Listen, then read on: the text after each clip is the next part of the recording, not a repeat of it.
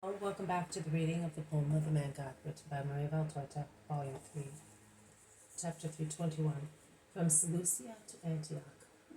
No date. You will certainly find a cart at the market. If you want mine, I will give it to you, in memory of Theophilus. If I am a happy man, I owe it to him. He defended me because he was a just man, and one cannot forget certain things, says the old hotel keeper, standing before the apostles in the early morning sunshine. The trouble is that we would be keeping your cart for several days, and in any case you would drive it. I can manage with a donkey, but a horse? But it's the same, man. I won't give you a fiery colt, but a wise draft horse, as good as a lamb, and you will go in a short time and without any difficulty. You will be at Antioch by the ninth hour, also because the horse is familiar with the road and will go by itself. You will give it back to me when you want, without any interest on my side, as I am interested only in doing something pleasant to Theophilus' son. And you can tell him that I am always indebted to him, that I remember him, and I am his servant. What shall we do? Peter asks his companions. Whatever you think is better. You decide, and we will obey. Shall we try with the horse? I am thinking of John, and also to be quick. I feel as if I am taking a man to the scaffold, and I am dying to see it all over. You are right, they all say. Well, I will take it, man, and I am delighted to give it to you. I am going to prepare the vehicle. The hotel keeper goes away. Peter can now get the load off his chest. I have lost half of my lifetime in the past few days. How grievous. I wish I had Elijah's chariot, the mantle taken by Elisha, anything that is quick in doing things, and above all, at the cost of suffering death myself. I would have liked to give something that might comfort those poor wretches, making them forget. I don't know. In a few words, something that would not make them suffer so much. But if I find out who is the main cause of all this grief, I am no longer Simon of Jonah, if I don't wring his neck like a wet cloth. I don't mean killing him, no, but I'll squeeze him as he squeezed joy and life out of those two poor people. You are right. It is very sorrowful. But Jesus says that we must forgive affronts, says James of Alphaeus. Had they given offense to me, I would forgive, and I could. I am strong and sound, and if anybody offends me, I have enough strength to react against grief. But poor John. No, I cannot forget an affront to the man redeemed by the Lord, to a man who is dying, broken-hearted. I am thinking of the moment when we shall be saying goodbye to him, says Andrew with a sigh. So do I. It's a fixed idea, and it torments me more and more as the moment draws near, whispers Matthew. Let us do it as quickly as possible, for goodness sake, says Peter. No, Simon. Forgive me if I point out to you that you are wrong in wanting that. Your love for your neighbor is becoming devious, and that must not happen to you, as you are always righteous, says the zealot calmly, laying a hand on Peter's shoulder. Why, Simon? You are learned and kind. Show me where I am wrong, and if I see that I am at fault, I will say to you, you are right. Your love is becoming unwholesome because it is changing into selfishness. How? I am grieved over them, and I am selfish? Yes, brother, because by excess of love, every excess is disorder, and thus leads to sin. You are becoming cowardly. You do not want to suffer seeing other people suffer. That is selfishness, my brother, in the name of the Lord. That is true. You are right, and I thank you for telling me. That is what should be done among good companions. Well, I will no longer be in a hurry, but tell me the truth. Is it not a pitiful situation? It is indeed, they all say. How shall we leave them? I would say that we should leave them after Philip has given them hospitality. We could remain for some time in Antioch, hiding ourselves, calling on Philip to find out how they are adjusting themselves. suggests Andrew. No, such sudden parting would make them suffer too much, says James Adolphus. Well, let us take part of Andrew's suggestion. We will remain in Antioch, but in Philip's house, and for a few days we will go and visit them, but less and less frequently, until we stop going, says the other James. We would renew their sorrow and disappoint them bitterly. No, it must not be done, says Thaddeus. What shall we do, Simon? Ah, as far as I am concerned, I would rather be in their position than to have to say, I bid you goodbye, says Peter, who is downhearted. I suggest this.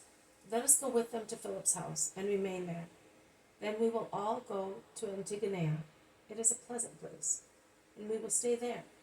When they have become acclimatized, we will withdraw in a sorrowful but manly manner.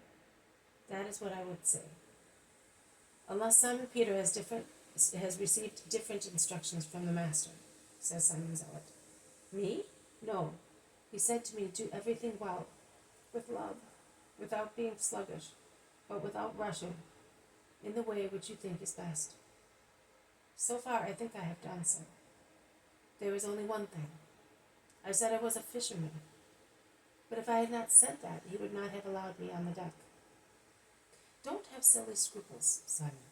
They are snares of the demon to upset you, says Thaddeus, comforting him. Yes, quite right. I think he is around us as never before, creating obstacles and endeavoring to frighten us, to drive us to cowardly actions, says the Apostle John. And he concludes in a low voice, I think he wanted to drive those two to despair by keeping them in Palestine. And now that they are avoiding his snares, he is avenging himself on us. I feel that he is around me like a snake, hiding in the grass, and I have felt him like that for months. But here's the hotel keeper coming from one side, and John with Syntyche from the other. I will tell you the rest later, when we are alone, if it is of interest to you. In fact, a sturdy cart, drawn by a strong horse, is coming forward on one side of the yard, driven by the host, while the two disciples are coming towards them on the other side. Is it time to go? Asks Syntyche. Yes, it is. Are you well covered, John?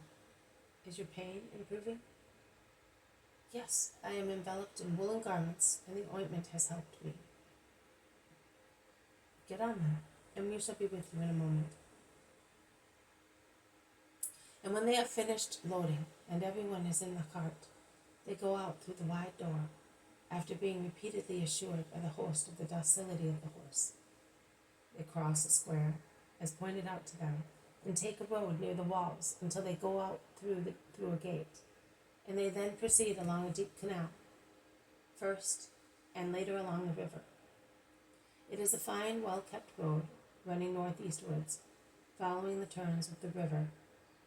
On the other side there are mountains, the slopes, creeks, and gorges, of which are very green, and in the most sunny spots one can see the swollen gems of many shrubs in the undergrowth thickets. How many myrtles, exclaims Syntyche, and laurels, adds Matthew. Near Antioch there is a place sacred to Apollo, says John of Endor. Perhaps the winds have blown the seeds as far as here. Perhaps. But the whole area here is full of lovely plants, says the Zealot. Since you have been here, do you think that we shall pass near Daphne? We must. You will see one of the most beautiful valleys in the world. Apart from the obscene cult, which has degenerated into dirty orgies, it is a valley of earthly paradise, and if faith enters it, it will become a true paradise. Oh, how much good you will be able to do here. I wish you hearts as fertile as the soil, says the Zealot, to arouse consoling thoughts in the two disciples. John lowers his head, and Syntyche sighs. The horse trots with a rhythmical step, and Peter does not speak, tense as he is in the strain of driving, although the horse proceeds safely without any need of guidance or spur. They travel thus quite fast until they stop at a bridge to eat and let the horse rest. The midday sun is shining, and all the beauty of a most beautiful country is visible. But I prefer this to the sea, says Peter, looking around. What, a storm? The Lord prayed for us. I felt that he was near us when we were praying on the deck, as close as if he were among us, says John, smiling. I wonder where he is. I have no peace thinking that he has no clothes, and if he gets wet, and what will he eat? He is quite capable of fasting. You may rest assured that he does so to help us, says James of Alphaeus confidently, and for other reasons as well. Our brother has been very depressed for some time. I think that he mortifies himself to continuously to defeat the world, says Thaddeus. You mean the demon who is in the world, says James of Zebedee. It's the same thing. But he will not succeed. My heart is weighed down with fear, says Andrew with a sigh. Oh, now that we are far away, things will improve, says John of Endor rather bitterly. Don't you believe that? You and Syntyche were nothing compared to the great faults of the Messiah according to the mighty ones of Israel, says Thaddeus sharply. Are you sure? Over and above all my troubles, I have also this aching pain in my heart that I have harmed Jesus by coming to him. If I were sure that it is not so, I would not suffer so much, says John of Endor. Do you think that I am sincere, John? Asks Thaddeus. Yes, I do. Then in the name of God and mine, I assure you that you have given Jesus but one sorrow, that of having to send you here on a mission. You have nothing to do with all his past, present, and future griefs. The first smile, after sad days of gloomy melancholy, brightens the hollow cheeks of John of Endor, who says, what a relief you give me. The day seems brighter to me, my disease less troublesome, and my heart is more comforted. Thank you, Judas of Alphaeus. Thank you. They get into the cart again, and after crossing the bridge, they go along the other bank of the river, following the road that goes straight to Antioch, through a very fertile area. There you are. Daphne is in that poetic valley with its temple and thickets, and over there, in the plain, there is Antioch and its towers on the walls. We will enter the gate near the river.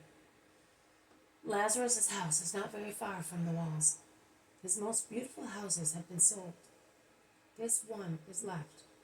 Once it was the place where Theophilus' servants and clients stopped and rested, and it has many stables and granaries. Philip lives in it, a good old soul faithful to Lazarus. You will be at home there, and we will go to Antigone, where the house is in which Eucharia lived with her children, who were very young men. This town is well fortified, isn't it? Asks Peter, who is now relaxing, as he has realized that his test as a charioteer has been successful. Yes, very. Walls of great height and width, over 100 towers, which, as you can see, look like giants standing on the walls, with impassable moats at their feet. And Mount Silpius has also lent its tops to assist the defense system as a buttress in the weakest part of the walls. Here is the gate. It is better if you stop and go in holding the horse by the bit. I will guide you as I know the way. They go through the gate watched by Romans. The Apostle John says, I wonder whether the soldier of the fish gate is here. Jesus would be happy to know. We will look for him. But go on now, orders Peter, who is obviously worried at the idea of going to an unknown house. John obeys without speaking. He only looks carefully at every soldier he sees. After a short distance, there is a strongly built but simple house. That is a high wall with no windows. There is only a large door in the central part of the wall. Here we are. Stop, says the zealot. Oh, Simon, be good. Will you speak now? Yes, I will, if it is going to make you happy. And the zealot knocks at the heavy door. He makes himself known as a messenger from Lazarus. He goes in by himself. He comes out with an old, dignified man who bows profusely and orders a servant to open the gate and let the cart go in. and he apologizes for letting them all go in there and not through the main door. The cart stops in a large yard with porches, well kept, with a huge plane tree in front of the four corners, and two in the center sheltering a well and watering trough for horses. Take care of the horses, the steward orders the servant. He then says to the guests, Please, come with me, and may the Lord be blessed for sending me his servants and the friends of my master. Your servant is at your disposal. Please give me your orders. Peter blushes because the steward's words and bows are addressed mainly to him, and he does not know what to say. The zealot comes to his rescue. The disciples of the Messiah of Israel, of whom Lazarus of Theophilus speaks to you, and who from now on will live in your house to serve the Lord, need nothing but rest. Will you show them their rooms? Oh, there are rooms always ready for pilgrims, as in the days of my mistress. Come. And followed by everybody, he goes along a corridor into a little yard at the end of which is the real house. He opens the door, goes along a passage, then he turns to the right. There is a staircase. They go upstairs, where there is another corridor with rooms on both sides. Here you are, and may your stay be a pleasant one. I am now going to order water and some linen. May God be with you, says the old man, and he goes away. They open the windows of the rooms they choose. The walls and towers of Antioch are opposite the rooms on one side. The peaceful yard adorned with creeping rose bushes, which are now bare because of the season, can be seen from the rooms on the other side of the corridor. And at last, after so much traveling, a house, a room, a bed, a resting place for some, a final destination for others. This has been a reading from the poem of the Man God, written by Mary Bell Torta, Volume 3, Chapter 321, From Seleucia to Antioch. Thank you for listening. I will see you tomorrow. May God bless you, and may peace be with you.